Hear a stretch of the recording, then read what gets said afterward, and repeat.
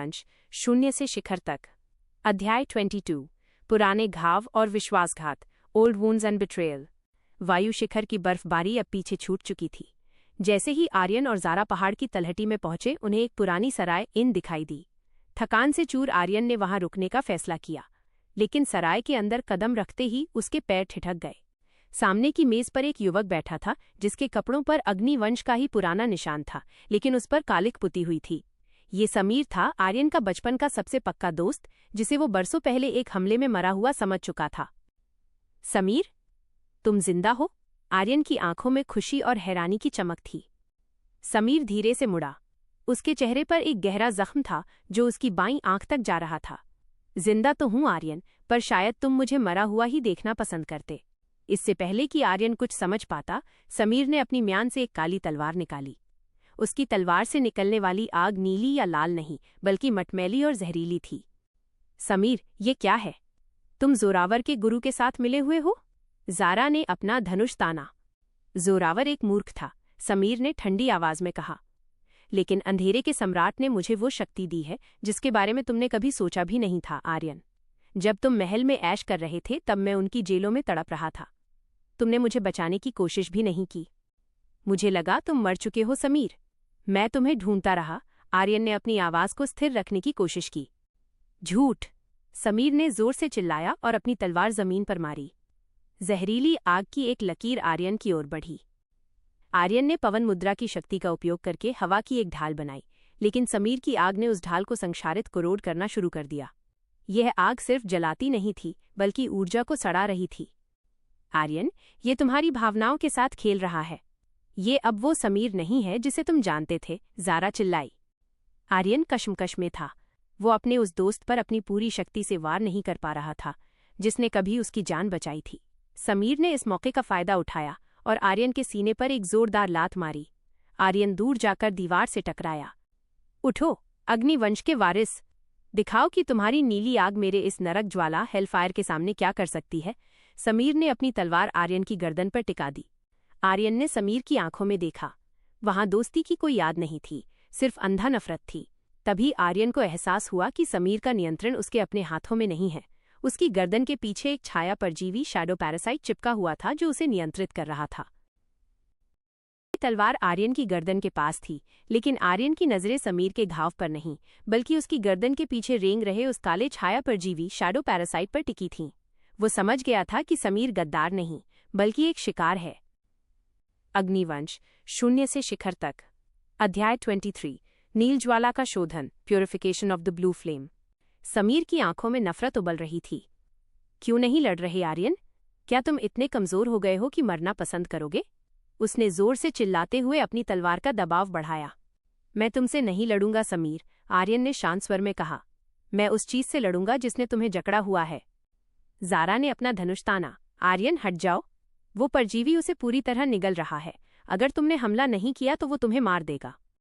लेकिन आर्यन ने अपनी तलवार ज्वालामुख को म्यान में वापस डाल दिया।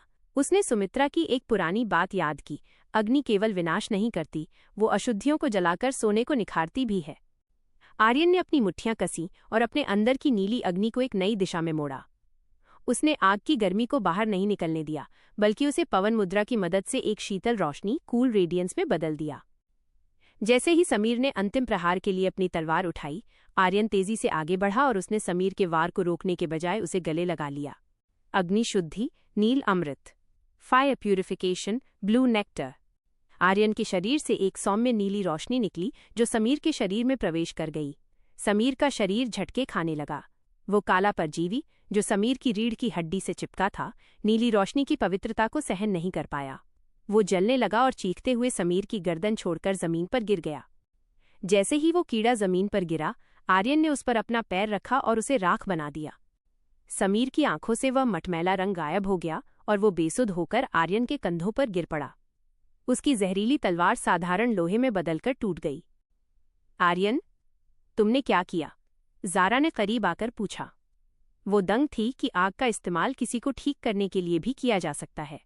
मैंने उसे जलाया नहीं ज़ारा, मैंने सिर्फ उसके अंदर के अंधेरे को खत्म किया है, आर्यन ने हाँफते हुए कहा। उसकी ऊर्जा काफी कम हो गई थी।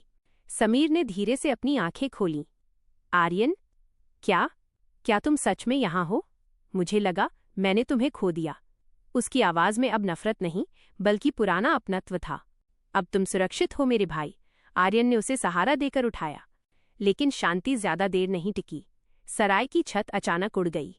ऊपर आसमान में हजारों काले पक्षी मंडरा रहे थे, जिनके पंख लोहे की तरह तेज थे।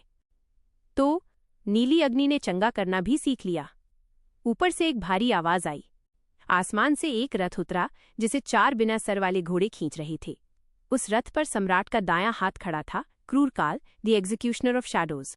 रथ के उतरते ही जमीन पर एक गहरा गड्ढा बन गया। क्रूर काल की उपस्थिति इतनी भारी थी कि समीर और ज़ारा को सांस लेने में भी कठिनाई महसूस हो रही थी। उसके हाथ में एक विशाल काला कुल्हाड़ा एक्स था, जिससे हजारों आत्माओं की चीखें सुनाई दे रही थीं। अग्निवंश, शून्य से शिखर तक। अध्याय 24। क्रूर काल का न्याय, द एग्जीक्यूशनर्स जजमेंट। सम्राट ने सही कहा था, क्रूर काल ने अपनी भारी आवाज में कहा। तुम एक खतरनाक चिंगारी हो आर्यन, पर आज मैं तुम्हें इस सराय के साथ यहीं दफन कर दूंगा। समीर, जो अभी अभी होश में आया था, लड़खड़ाते हुए खड़ा हुआ। आर्यन, मेरी वजह से तुम इस मुसीबत में फंसे हो। मुझे लड़ने दो। नहीं समीर, तुम्हारी शक्ति अभी पूरी तरह वापस नहीं आई है। आर्यन ने उसे पीछे धकेला। लेकिन क्रूर काल ने इंतजार नहीं किया। उसने अपना कुल्हाड़ा हवा में घुमाया और एक छाया प्रहार किया। काली ऊर्जा की एक लहर बिजली की रफ्तार से उनकी ओर बढ़ी। आर्यन ने अपनी तलवार से उसे रोकने की कोशिश की, लेकिन प्रहार इतना शक्तिशाली था कि वो पीछे की ओर घिसटता चला गया। सूर्य कवच से चिंगारियां निकलने लगीं। ज़ारा, तीरों से इसके घोड़ों को निशाना बनाओ। समीर, मेरे पीछे रहो। आर्यन चिल्लाया। ज़ारा ने एक साथ 5 नक्षत्र बाण छोड़े, लेकिन वे बाण क्रूर काल के कवच से टकराकर टूट गए। उसका कवच किसी साधारण धातु का नहीं, बल्कि छायालोक की अभेद्य चट्टानों से बना था। तभी समीर ने कुछ ऐसा किया जिसकी किसी को उम्मीद नहीं थी। उसने जमीन पर पड़ी अपनी टूटी हुई तलवार की मूठ उठाई। अगर मेरी आग अशुद्ध थी, तो मैं उसे अपनी इच्छा शक्ति से फिर से जलाऊंगा। समीर ने अपनी आंखें बंद की और अपनी पूरी आत्मशक्ति को अपनी मुट्ठी में केंद्रित किया। अचानक उसकी मुट्ठी से एक भूरी, अर्थी और गहरी लाल आग की लपट निकली। ये नरक ज्वाला नहीं थी, ये अग्निवंश की वो मूल शक्ति थी जो मिट्टी के साथ जुड़ी थी। अग्नि शपथ, राख का उदय। Fire oath, rise of the ash. Sameer ने अपनी आग को जमीन में प्रवाहित किया। सराय के आसपास की मिट्टी और राख उठकर एक ढाल की तरह क्रूर काल के सामने खड़ी हो गई। इससे क्रूर काल की गति धीमी हो गई। अब आर्यन, प्रहार करो, समीर चिल्लाया। आर्यन को सही मौका मिल गया। उसने पवन मुद्रा की गति और अपनी नीली अग्नि की तीव्रता को एक साथ मिलाया। वो एक नीले तीर की तरह हवा में उछला। द्वितत्व प्रहार, नील Garud. Dual element strike, blue Garuda. Aryan की तलवार से एक विशाल नीले गरुड़ की आकृति निकली, जो सीधे क्रूर काल के गले की ओर बढ़ी। क्रूर काल ने अपना कुल्हाड़ा बीच में लाया, लेकिन आर्यन की आग और समीर की राख ने मिलकर एक ऐसा घर्षण फ्रिक्शन पैदा किया कि कुल्हाड़े में दरार पड़ गई। कड़क, कुल्हाड़ा टूट गया और गरुड़ का प्रहार क्रूर काल के सीने पर लगा। वह रथ से पीछे जा गिरा। ये तो बस एक शुरुआत है, क्रूर काल ने धुएं में गायब होते हुए कहा। सम्राट खुद आ रहे हैं और उनके पास तुम्हारी माँ का राज है। आर्यन का दिल धड़कना भूल गया। मेरी माँ? गुरु माँ ने कहा था कि वे मर चुकी हैं। रथ और क्रूर काल गायब हो चुके थे, लेकिन आर्यन के मन में एक नया तूफान खड़ा हो गया था। क्या उसकी माँ जिंदा थी और सम्राट के पास ऐसा क्या राज था? क्रूर काल की बातों ने आर्यन के दिमाग में एक खलबली मचा दी थी। माँ शब्द सुनते ही उसके अंदर की नीली आग एक पल के लिए अस्थिर हो गई। क्या उसकी माँ वास्तव में जीवित थी, या ये सम्राट की कोई नई चाल थी? अग्निवंश, शून्य से शिखर तक। अध्याय 25। यादों की धुंध और रहस्यमयी बुढ़िया। सराय अब पूरी तरह से खंडहर में बदल चुकी थी। समीर और ज़ारा पास आए। दोनों के चेहरों पर चिंता के भाव थे। आर्यन, उसने जो कहा उस पर भरोसा मत करो, ज़ारा ने धीमी आवाज में कहा। छायालोक के लोग झूठ बोलने में माहिर होते हैं, लेकिन अगर वो सच हुआ तो? आर्यन की आवाज में एक अजीब सा खालीपन था। गुरु माँ ने हमेशा कहा कि वे उस रात आग में जल गई थीं, लेकिन मुझे कभी उनकी देह नहीं मिली। अभी वे बात कर ही रहे थे कि पास की झाड़ियों से एक सूखी, फटी हुई आवाज आई। आग जिसे जलाती है उसे राख बना देती है, लेकिन छाया जिसे पकड़ती है उसे अनंत काल तक कैद रखती है। तीनों चौकन्ने हो गए। वहां एक झुकी हुई कमर वाली बुढ़िया खड़ी थी। उसके हाथ में एक लकड़ी की छड़ी थी जिस पर हड्डियों के निशान बने थे।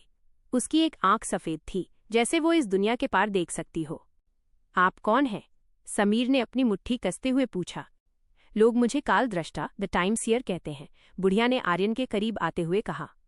लड़के, तुम्हारी आंखों में वही चमक है जो विक्रांत की आंखों में थी। और तुम्हारी माँ, उसे मरा हुआ समझना जोरावर की सबसे बड़ी गलती थी, और तुम्हारा उसे न ढूंढना तुम्हारी। आर्यन के अंदर एक सहरन दौड़ गई। वो कहाँ है? मुझे बताओ। बुढ़िया ने अपनी छड़ी से जमीन पर एक नक्शा उकेरा। वो अंधेरे के कारागार द प्रिजन ऑफ शैडोज में है, जहां रोशनी की एक किरण भी नहीं पहुंचती। सम्राट उसे अपनी शक्ति के लिए एक सोर्स की तरह इस्तेमाल कर रहा है।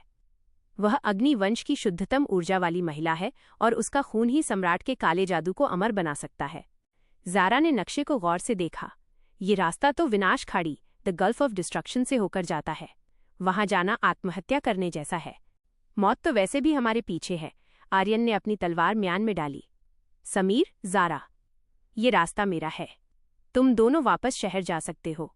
समीर हंसा और आर्यन के कंधे पर हाथ रखा। बचपन में हमने कसम खाई थी, याद है? साथ जिएंगे, साथ मरेंगे। अब जब मैं होश में आया हूं तो तुम्हें अकेले उस नरक में नहीं जाने दूंगा। ज़ारा ने भी सिर हिलाया। मेरे वंश का प्रायश्चित अभी पूरा नहीं हुआ है आर्यन। बुढ़िया ने आर्यन को एक छोटा सा काला पत्थर दिया। इसे अपने पास रखो। जब तुम अंधेरे के सबसे करीब होगे, ये तुम्हें रास्ता दिखाएगा।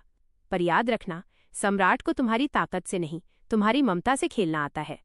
जैसे ही आर्यन ने पत्थर पकड़ा, बुढ़िया धुएं की तरह गायब हो गई। अब उनके सामने एक ही लक्ष्य था, छायालोक की वो अभेद्य सीमा जिसे पार करना नामुमकिन माना जाता था। अध्याय 25 का अंत। अध्याय 26 की झलक। विनाश खाड़ी की समुद्री यात्रा। पानी के नीचे रहने वाले विशाल राक्षसों से मुकाबला। और आर्यन को अपनी नीली आग का पानी के अंदर उपयोग करने का तरीका खोजना होगा। क्या हम